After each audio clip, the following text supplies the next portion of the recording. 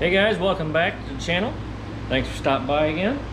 Today, out in the shop, doing a little evening grind. Literally. Today I am going to show y'all how to grind, or excuse me, gap your piston rings, grind them, file them, however you want to call it, for boost. Now, first and foremost, I wanted to say that I am not a world-renowned race car engine builder. But I know just enough to be dangerous, and I know watching videos of people like Richard Holdner, Matt Apple, you know, people like that, guys that have done this stuff, you know, even watching Motor Trend, watching the old engine masters, they talk about gapping rings, because under pressure you heat, and heat causes expansion, expanded rings. When those ring ends touch, when these two ends, here, I'll give you a little demo. When these two ends come together, here, maybe you can see it on my shirt. If they touch, that means that they can't grow anymore, and that's going to expand out into the cylinder wall, and you're going to snap the ring lands off your piston, and she's kapui. Nobody wants that. So I don't even know if I should say it, but what I'm doing with mine, I'm gapping my compression rings in around the 28 thousandths area, and that's me. That's what I'm doing. You do your own research, you figure out what you want to do, because I'm not saying that that's the right way to go. I just know that I want maximum safety cushion for mine, and I know it's going to burn oil, and I know it's going to be a little bit you know, thirsty on that side of things, but I'm totally okay with that, because I want to be able to push this thing to the moon. I want to put the moon tune in it and not have to worry about snapping off a ring land. There's 100 different variables, but I want to eliminate that one if I can. So anyhow, I'm going to go ahead and set up. I got two done already before I kind of even got my bearings together. I didn't even think about making a video, but now I decided, you know what, probably a good idea to do it. Show the world what little I know about these things. So anyhow, we're gonna go ahead and start grinding. All right, guys, here we are. We got the engine set up here on the stand. Try not to knock this camera over. And I'm sitting here behind it, and you're from my POV. You figured it was the easiest way to do it. So what we need to start off with doing is we're going to take our top ring. We're going to go ahead and roll that into the cylinder and get it in a position where we can see our gap. I'm probably going to turn it here just so that maybe it's a little more visible to the camera. So our gap's right there. Let's see if we can't. God, I wish I knew how to make these things zoom in. I'm not tech savvy. Now what we do next is we're going to take a piston. This is a brand new piston. This is a standard bore block. These are standard rings, and this is a standard piston, whatever. So we're going to use this as a guide to square up our ring. So I'm going to go ahead, stick that thing in there, and we're going to push it down an inch. And then with this piston having the shoulder on it, I push it to that piston is right at the deck or just a little bit below it. Just as long as it's squared up, we can pull our piston back out and we can set it aside. And then we can get our handy dandy feeler gauges out, and I got a couple of them pre-selected. Well, we'll go ahead and see what the factory gap is on this ring. So we'll go ahead and try 20, put it loose, 22. We'll go ahead and call that 22, and that's 22 thousandths. These terrible, crusty, rusty, old friggin' feeler gauges that I've had for 20 years. We're gonna go ahead and try and get this thing right up to that 28 mark. And like I said, that's me. Don't do what I do just because I say that's what I'm doing. So we're gonna go ahead and we'll pull that out, and we'll get to the grinder. Okay, so here we are, the ring filer. Now this is a Jegs brand piston ring filer, and I am not sponsored by Jigs, but that's what we're working with, just so y'all know. This thing was cheap, like 40 bucks, and it just makes life a lot easier. They do give you a bracket so you can bolt this thing down to the bench, but it's got a tang underneath the back side of this plane that you can clamp it in the vise. I like to do that just because it's a little bit easier. You can move it out of your way. You don't have to fight it later on. So anyhow, we're gonna get our piston rings on here.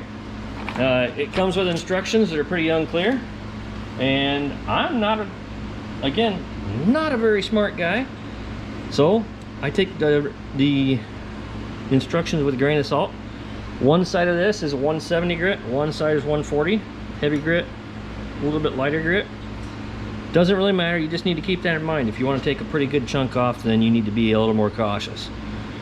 So this thing, you want to roll it towards the ring. We're going that way, and that way we're pushing it down. We're not going to pick that ring up and risk snapping it. So we're going to go into it, and we're going to go ahead and just touch the face of it just a little bit. And just full disclaimer, this drill thing here is not recommended by Jigs, or anybody for that matter, but common sense goes a long way, so just use your judgment, be careful. Just a little touch, minimal pressure. We're talking like a pound of pressure. So we're gonna go ahead, take that, slam it in our piston hole. I don't know if you guys can see that or not. Probably not. Let's go ahead and try and angle this up just a skosh. All right, we'll go ahead and stick her in there. Feel the gauge. And we're gonna go ahead and give her a whirl and see where we're at. Okay, not quite there yet. We gotta come back for some more. So this time, we're getting closer. We're gonna go ahead and use this finer side right here.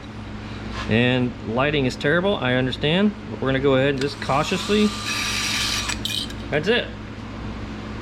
So, stick around there. Gap.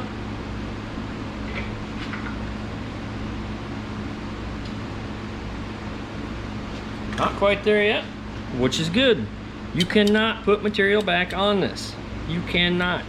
So take your time, grind a little bit off, check it. Grind a little bit off, check it. Grind a little bit off, check it. Time consuming, but worth it.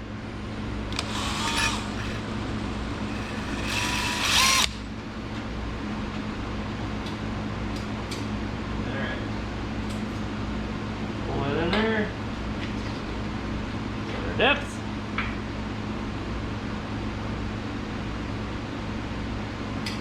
Alright, we're almost there, so what I'm going to do, I'm going to take this back on here.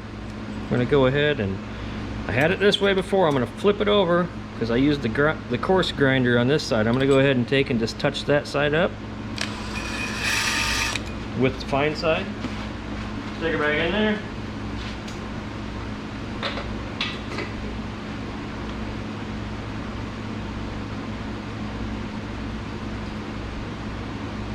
A little bit tight, but that's okay. We can always grind a little more.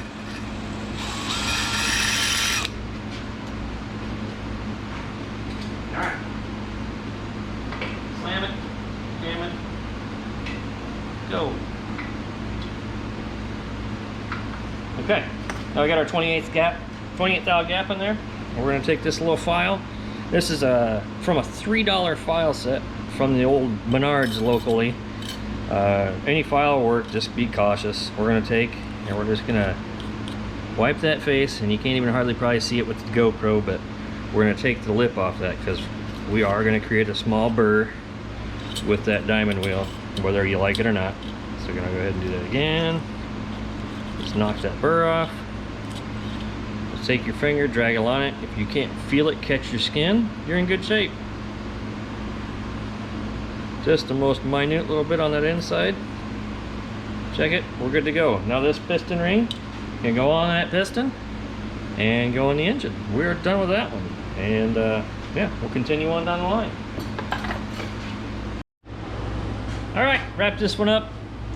Go ahead, and we've got all these rings gapped, ready to go on the pistons. Actually got one set on right now, just kind of for demo purposes. The way I was always taught, put your one ring on, put your gap there, and then move. Oh, bitch, got that one kind of half-ass flopping off already. Move that other one around the other side. You don't necessarily need to have 180 off, but you don't want them right on top of each other because then it'll just allow compression to blow right through. Now, oil ring on the other hand is a different subject. Man, this is just terrible lighting in here. So you see I got my gap right there for my lower oil ring, and the gap right there for my upper oil ring. And then right here in the middle, you can see, good golly, kind of a W shape. Now, those are roughly, man, you'll get that near at an inch apart. These pistons and rings, excuse me, piston rings, come with instructions. They tell you what to do. They tell you, oh, this kind of dot, you put the dot up there, you put this in your face and do your other stuff. Oil groove, put your spacer in there. Put your, that's your spacer, and it shows you.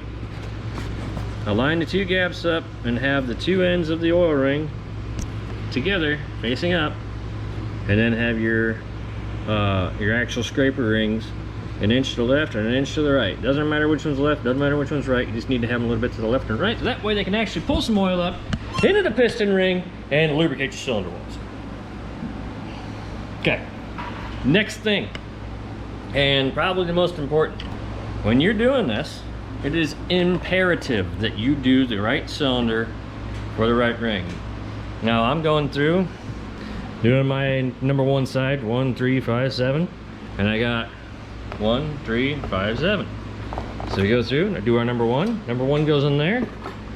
We do number two goes there, so on and so forth. And the reason that is because even though, let's say this machine, or this just got back from the machine shop, and these are 30 over, 30 thousandths overboard, there is almost guaranteed to be some variation in these bores from this one to this one to this one to this one. So you want to put them rings in there, check the gap in this cylinder, check the gap in this cylinder, that one.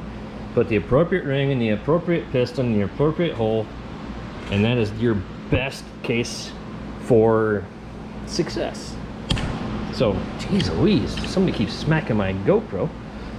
So anyhow, do that. You only need to use one of these to gas up, or kind of set your ring square for all them. And if you're cautious, you can't even tell. Just don't get all rammy and jam it in there and diddle the hole up so it's needs to be bored or whatever. Obviously, we're not ready to get the rods on there yet. I'm going to go ahead and get the other side gapped up, and then we'll worry about that later on. But at any rate, thanks for stopping by. Like, share, subscribe, hit the bell, tell your friends, send your mom an email, send your grandma a letter in the mail. Do telegraphs or smoke signals or paper airplanes, maybe two styrofoam or whatever, solo cups with a string in between. Tell people to check it out. Come on back, let me know what you think. Leave comments, let me know how I'm doing. And yet again, I want to disclose that I am not a professional engine builder, world lover, but I do have enough experience and knowledge to know what I'm doing, and I feel comfortable enough to try and put out a little bit of instructional information for some other people. So anyhow, thanks for stopping by. We'll catch up with y'all later.